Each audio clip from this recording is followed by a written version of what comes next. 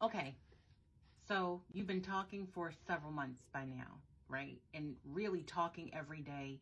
You've been video conferencing most of the time. Let's say 90-95% of the time you're video conferencing, right? And you've met their family, they've met yours, everybody's on board knowing that you guys have a relationship. And for the most point, part, whatever, for the most part, I think that's what it is. Everybody's fine. Your friends know. Everybody's still a little skeptical on both ends, but you guys are really getting to know each other, and so you decide to visit each other, right? It's going to be very hard for them to come here because it takes a while for the tourist visa, and, with everything that's going on with immigration right now, or just visit the U.S., they're real serious about who they're giving these passes to. Let's be real.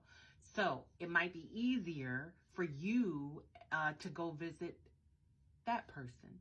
Now, I don't know what the requirements are other than a passport for you to visit someone in Europe. Other than I think in 2025, you're going to need the European visa for most of the countries. And I don't know what's required other than a U.S. passport if you're visiting someone in Canada or visiting someone in Asia or Australia. But I can tell you, for most African countries, you need to look up the requirements and you will need vaccinations. Now, I'm only going to highlight Nigeria because that's where my husband is from. And I'm going to tell you, so halfway through the process of making travel arrangements, I found out that it wasn't just only my U.S. passport that I needed. Obviously, if you're traveling outside the U.S. to another country, you're always going to need a valid U.S. passport. I also needed a Nigerian visa. And so you have to take your valid U.S. passport to this appointment with you. And let me tell you a little bit about what's required in this video so that you're not shocked.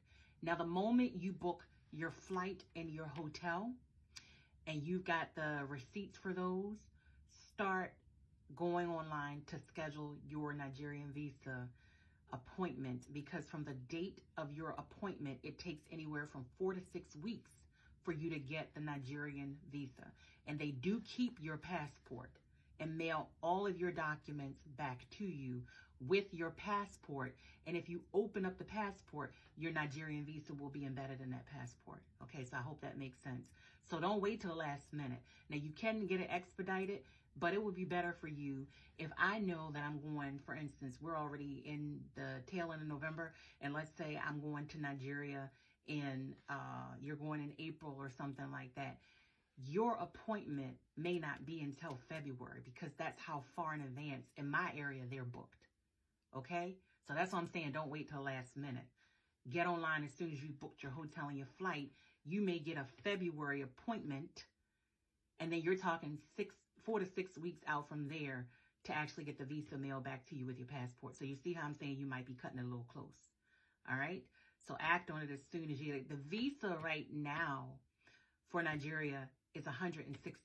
You pay everything online. You can't even book the appointment until you complete the application, and then you make your payment. And then once you get a payment receipt, you will then be able to make your appointment. So I'm telling you all of this because you've advanced in your relationship enough where you want to meet this person and you've decided for them to, it will be easier for you to go there. So here's what I'm giving you as information. I'm going to read this from my checklist so that you know what was involved. So you can go to the Nigerian embassy. I think the website, if you just type in Nigerian embassy, it'll be able to direct you. You can walk through and type up a search for Nigerian visa. And then you'll be able to determine what visa you're going to need. More than likely, it's going to be the tourist visa. Now, the tourist visa will last you for about 5 years, which is also a good thing. So if you're going back and forth, you do it once every 5 years, you're good to go. And the visa itself will be, like I said, embedded in your passport. So it's not a separate document or something that you have to keep. You have it in your regular U.S. valid passport, and that's in there, and it's good to go. So when you go online, you type the tourist visa. In order to complete the application, just make sure you have your flight arrangements, your hotel. I know I've said that enough, but I'm trying to think at the same time while I'm telling you this. All of that, because you can only stay 90 days in the country at a time. up to 90 days. And really, they want to make sure you're leaving. Let's be real.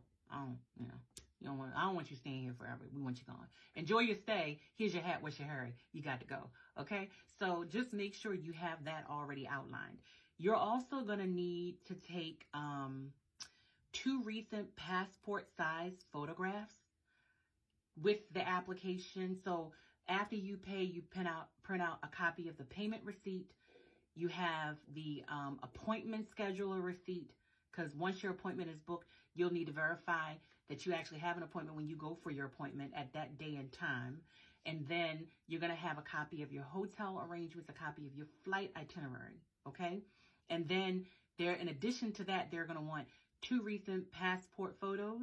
So that could be from Staples. I think they do it. Or you can find any place where they do the passport photo. The U.S. Post Office will do it for you. Now, I find what's interesting is they ask for that, but they also take a passport photo when they're there, when you're there, which is a little bit interesting. And then you're also going to have, you got to prove that you have enough funds to cover your stay in Nigeria. So if you're staying about a month, then you want to prove to them that you have enough money for your stay. Now, here's what I recommend. Pay for everything before you even get on that departing flight. So your flight should already be paid for before you board. But if you're going to stay at a hotel or a resort, look and see, and this is for any country, but look and see how long you're going to be there, what the daily rate is, convert the US dollar to the daily rate, and pay for that, right? Try to get everything paid before you actually board that plane. That way, if I'm in the country, I don't have to worry about settling up for the hotel bill if it's a lengthy stay. If I'm staying, and I'm going to say this too, first time meeting that person, don't stay with them and their family. Don't. Number one, you're an extra mouth to feed. And even though they're excited to meet you and see you, you don't want to go owing anybody, right? And so don't stay with them and their family, because as also, you don't really know that person yet, right? This will be your first time around them. Don't be overly familiar. Even though in some cultures it's a welcome, you know, we love you, hospitality. Don't be extra. And then if conditions are not what you're used to, which more than likely they may not be, you know, you don't want to act a fool when them lights get turned out. And you wonder when the lights come on and it ain't, you know, it ain't happening right now. And you don't want to act a fool when you know, see certain things, or the bathroom ain't like what you used to, right? So best for you to stay in a resort. And if you're going to stay in a resort or a hotel, a Western style hotel, even that may not be what you're accustomed to. But do that so that you're not creating a burden, and also so that you're not, you know, giving them a bad taste in your mouth of being uppity because you're not used to something. So I talked about the passport, the visa, and all of that. Pay for it up front. You're going to have to take most recent bank statements to show that you can afford that stay. And so my advice, if you're staying about a month in a place like Nigeria or something, take $1,000, maybe $2, you know, and have that converted before you leave, so that you can cover your stay while you're there. But also, you're going to have that in your account and take that with you to the visa appointment. You're also going to need to go to the U.S. Postal Service and get a Priority Mail Express overnight envelope with the stamp already on it, so that you are able to have your documents and your visa and passport mailed back to you priority overnight. And it has to be that Priority Mail Express envelope, not the other one, because if it's just a Priority Mail, they don't use that and they'll tell you they can't use it. So you'll need that visa before you can even step foot in Nigeria. And you will also need the yellow fever vaccination. So let's talk about that in the next video. This is your girl, Essie. I'm out. Remember to like, follow, subscribe, share, repost. Talk to you later.